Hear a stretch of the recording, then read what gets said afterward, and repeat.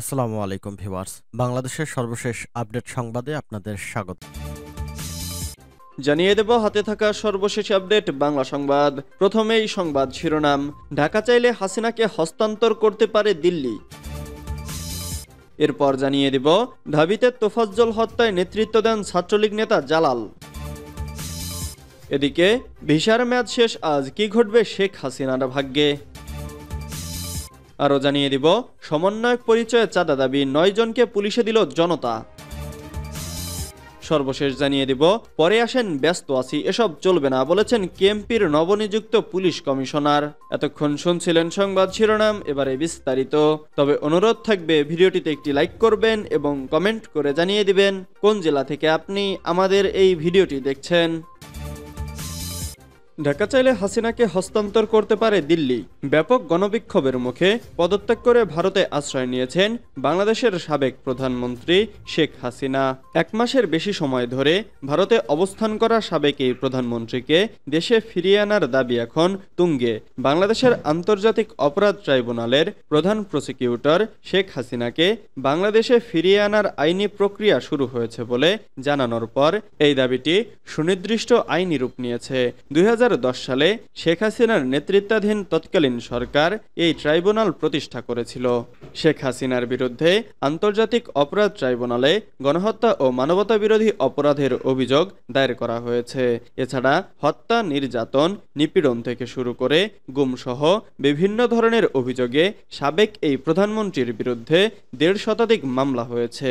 এমন পরিস্থিতিতে বাংলাদেশ যদি রাষ্ট্রীয়ভাবে শেখ হাসিনাকে হস্তান্তরের জন্য ভারতের কাছে অনুরোধ জানায়, তখন নয়াদিল্লির আইনি উপায় কি হবে? এ নিয়ে ভারতীয় ইংরেজি দৈনিক হিন্দুস্তান টাইমসের দীর্ঘ এক নিবন্ধন লিখেছেন ওপি জিন্দাল গ্লোবাল ইউনিভার্সিটির জিন্দাল গ্লোবাল ল স্কুলের অধ্যাপক প্রভাস রঞ্জন।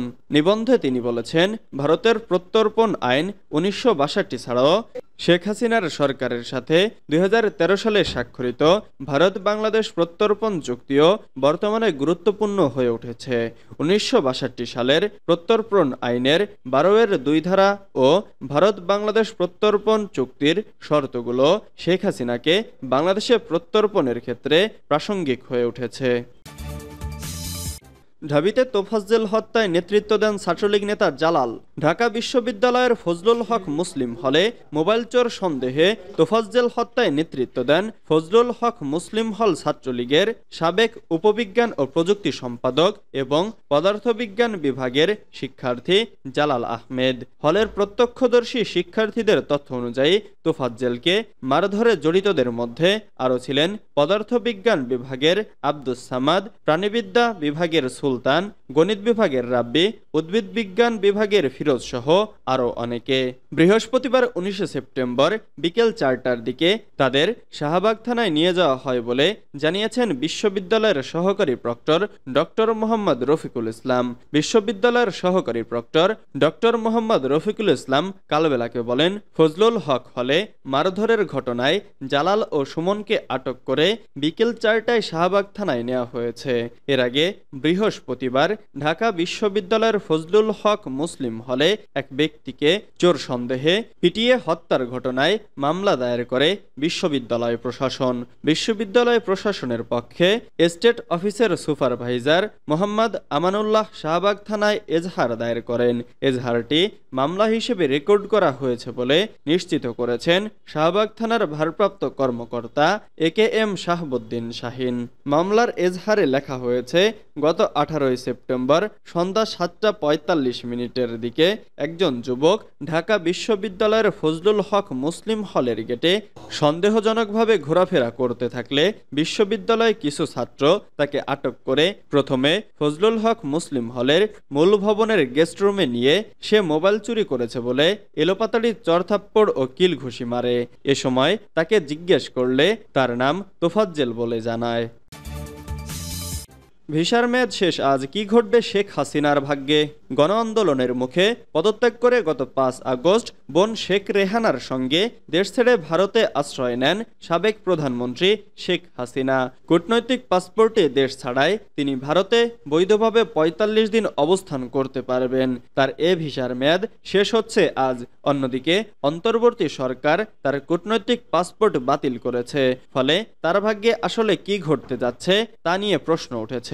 সম্প্রতি ভারতীয় সংবাদ মাধ্যম জি নিউজের প্রতিবেদনে বলা হয়েছে, শুক্রবার ২০ সেপ্টেম্বর শেখ হাসিনা কোন আইনে ভারতে থাকবেন তা নিয়ে রাজনৈতিক মহলে প্রশ্ন দেখা দিয়েছে। প্রতিবেদনে বলা হয়েছে, মঙ্গলবার ১৭ সেপ্টেম্বর ভারতের পররাষ্ট্র মন্ত্রণালয়ের এক মুখপাত্র জানান, কূটনৈতিক পাসপোর্টে শেখ হাসিনার ভারতে থাকার মেয়াদ শেষ হলেও তাকে বাংলাদেশের হাতে তুলে দেওয়ার সম্ভাবনা নেই। এতে বলা হয়েছে, কোনো মহলের ধারণা হয়তো শেখ হাসিনাকে তিব্বতের ধর্মগুরু দালাই লামার মতো সাময়িকভাবে রাজনৈতিক আশ্রয় দেওয়া হতে পারে। বাংলাদেশ সরকার তার কূটনৈতিক পাসপোর্ট বাতিল করায় ভারতে থাকার বিষয়টি এখন দেশটির সিদ্ধান্তের উপরেই নির্ভর করছে বলেও প্রতিবেদনে উল্লেখ করা হয়েছে। সমন্বয়ক পরিচয়ে চাঁদা দাবি, ৯ জনকে পুলিশে দিল জনতা। সিলেটের কোম্পানিগঞ্জে শ্রমিকদের কাছ থেকে সমন্বয়ক পরিচয়ে চাঁদা দাবির অভিযোগে ৯ জনকে পুলিশে সোপর্দ করা হয়েছে। এ ঘটনায় নূর আহমদ নামে এক ব্যক্তি বাদী হয়ে তাদের বিরুদ্ধে মামলা করেছেন। বৃহস্পতিবার ১৯ সেপ্টেম্বর দুপুরে তাদেরকে গ্রেফতার দেখিয়ে আদালতে পাঠিয়েছে পুলিশ। মামলায় অভিযুক্তরা হলেন আবু সাইদ রবিন, শাহজাহান আহমদ, আরিফ হাসান জুবায়ের, রমজান মিয়া, দিদার হোসেন, সেলিম মিয়া, রফিকুল ইসলাম, নাসির মিয়া ও সোলাইমান। মামলার বাদী নূর আহমেদ বলেন, রাতে আমরা খবর পাই ছাত্র সমন্বয়ক দাবি করে শ্রমিকদের কাছ থেকে চাঁদা দাবি করছে কয়েকজন। খবর পেয়ে আমরা সরেজমিনে গিয়ে দেখি তারা দয়ার বাজারের উত্তরে নৌকা ঘাটে শ্রমিকদের সঙ্গে চিল্লাচিল্লি করছে। এ সময় তারা শ্রমিকদেরকে ৫০০ থেকে ১০০০ টাকা দিতে বলেছে। তখন এলাকার লোকজন নিয়ে আমরা তাদেরকে আটক করে পুলিশের কাছে হস্তান্তর করি। বিষয়টি নিশ্চিত করে কোম্পানিগঞ্জ থানা পুলিশের ভারপ্রাপ্ত কর্মকর্তা বদিউজ্জামান ঢাকা পোস্টকে বলেন, গতরাতে এলাকাবাসী তাদেরকে আটক করে আমাদের থানায় খবর দেন। পরে আমরা গিয়ে তাদেরকে থানায় নিয়ে এসেছি। ইতোমধ্যে তাদের উপর একটি মামলা করা হয়েছে। সেই মামলার আলোকে তাদেরকে আদালতে পাঠানো হয়েছে। পরে আসেন ব্যস্ত আছি, এসব চলবে না বলেছেন কেএমপির নবনিযুক্ত পুলিশ কমিশনার। খুলনা মেট্রোপলিটন পুলিশের নবনিযুক্ত পুলিশ কমিশনার মোহাম্মদ জুলফিকার আলী হায়দার বলেছেন, কেএমপিতে সব শ্রেণী পেশার মানুষ একই সেবা পাবে, সবাই সমান সুযোগ সুবিধা ভোগ করবে। আমার অফিস যেমন সবার জন্য উন্মুক্ত থাকবে, তেমনি অন্য থানাগুলোতেও যেন একই পরিবেশ ফিরে আসে সেই ব্যবস্থা করা হবে। যে কোনো সেবা পেতে হয়রানি পরে আসেন, ব্যস্ত আছি, এসব কথা চলবে না। কোনো মানুষ বৈষম্যের শিকার হবে না। আমি চাই থানাগুলোতে বৈষম্যমুক্ত পরিবেশ থাকুক।